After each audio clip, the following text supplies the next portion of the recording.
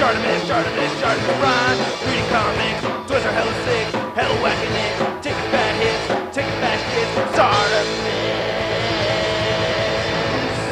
Subscribe for more things.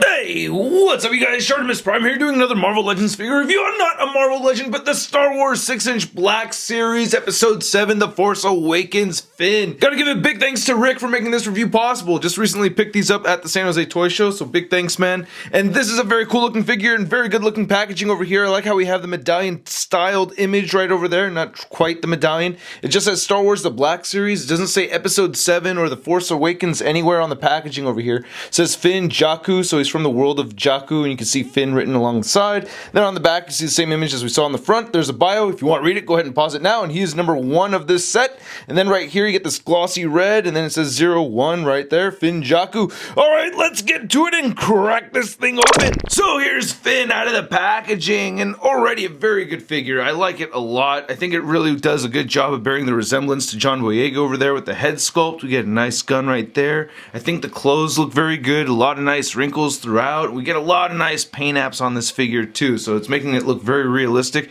I'm very interested in this character. All I know about him is that we've seen him in Stormtrooper disguise, and then we see him wielding Anakin's lightsaber, so I'm very curious about that. So anyway, let's take a closer look at the one accessory he comes with, and then we'll take a closer look at Finn. So here's looking at Finn's blaster. I don't know exactly what this is, but I'm going to say it's safe to assume it's a blaster, and it's kind of bending downward only a little bit over here. You can see the plastic's kind of warped. It's kind of drooping like at this point right there. You can see it kind of droop a little bit, right? But other than that, I think it's a very good accessory. I like it. I like this yellow mustard color that we're getting throughout over here. We get this nice black wash. You can see it seeping in those creases right there, and I think that looks fantastic. I love that. Very bright and vibrant silver paint right over here at the end, and same thing with this piece right there.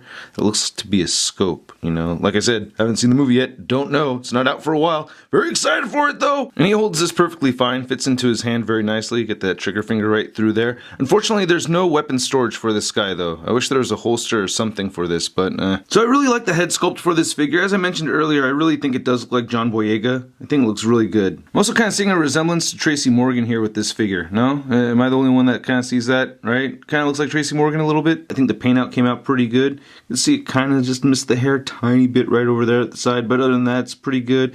The eyes don't look 100% perfect centered, but good enough. And I like how he's got that little bit of a smirk right there on the left side of his mouth. And then on the left side right here, you get a little tiny bit, a little like plastic warpage or whatever going on inside, but it's barely noticeable. I think his hair looks really good too. A tiny bit of yellow paint for some reason right there, but you know, I think this looks very nice, you know, not a bad looking figure. Now, one thing that I was really curious about, which I'm sure a ton of people are curious about, if you have your First Order Stormtrooper, can you do a head swap? And yes, you can. I am very excited about that. That is so cool. I love that we don't have to buy another Stormtrooper just so that we can get our head swap on. So this is the SDCC Stormtrooper that I have right here. Yeah, there it goes, and yes, there he is in Stormtrooper disguise, looking incredible. I really like this a lot. This looks great. I think that just fits perfectly. No complaints right there at all. I think that is awesome, right? Can you think of anything to complain about? I just think that looks great. I'm very, very happy with this. Now take a look at the rest of the figure, especially the jacket over here. I really like how we get multiple colors over here. Like you can see the very light brown over this mustard yellow jacket, which really reminds me of Luke Skywalker's ceremonial jacket, right? What if this guy was just a huge Luke Skywalker fan, you know, like within the Star Wars universe? I don't know, I'm just saying it's possible. But yeah, you get the silver right over there, you get some red, get some nice red paint apps right over here.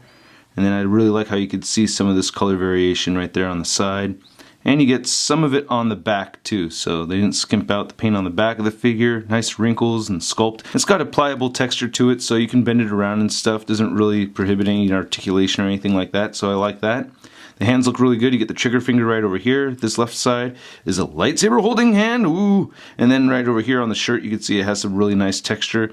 And when you bend it back, it kind of disappears in there, you know. But still, looks like he's wearing a good shirt, you know. Nice wrinkles and everything. The pants look really good.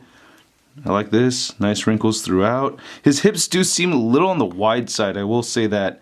It does look a little bit strange, and it's kind of hard getting the legs a little closer together, so it's a little irritating, but not the worst thing in the world. And then some really nice paint right here at the bottom of his legs. I really like this a lot.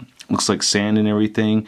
Then these kind of remind me of Luke Skywalker's shoes from when he was in Cloud City. No? Just my personal theory that he's the biggest Luke Skywalker fan in the galaxy, but I really like the paint that they added to these shoes. You can see some nice color variation. They look very dirty. I really like this a lot. Very good looking feet. And then on the bottom of his shoes right here, you get the hole pegs. Then here's the last look at the back of the figures. I really like how the wrinkles are sculpted in those joints right there.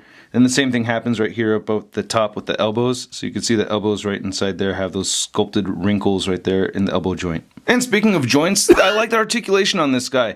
Now you can't get his head to look up. At first I didn't think you could look up more than that. What you have to do is, there's just this little collar piece right there, and then you can see the back of his head. You have to get the back of the head above that collar section, so you just gotta, yeah, there you go. And then now he can look all the way up. He has a nice disc hinge in there, so that looks pretty good. You can get his head moving downward quite a bit as well. You get side to side movement over here, and only a tiny little bit, neck pivot really. And then you can move the shoulders outward, you can move them forward, no bicep swivel. He does an elbow that bends at 90 degrees. Wrist swivel, and then it hinges up and down. You get a diaphragm joint that rotates side to side. You can crunch forward only a little bit and move back only a little bit, and you get some pivot right over here at the diaphragm. His hips allow movement to go outward that much, and then he can kick forward pretty far. The leg barely moves back a little bit. Upper thigh swivel, double jointed knees that are fantastic. Great double jointed knees.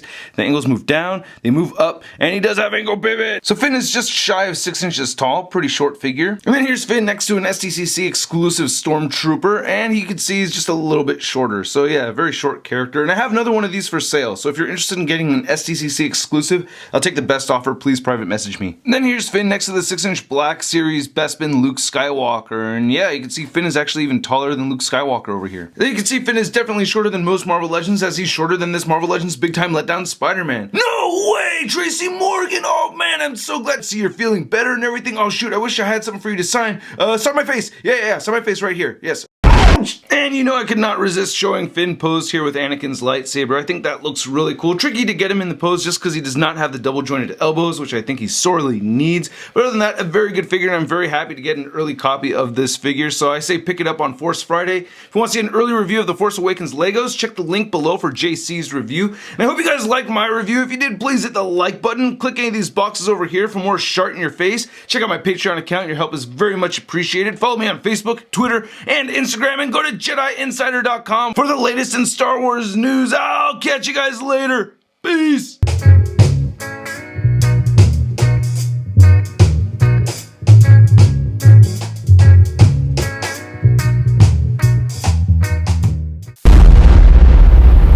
That's crispy. Yeah.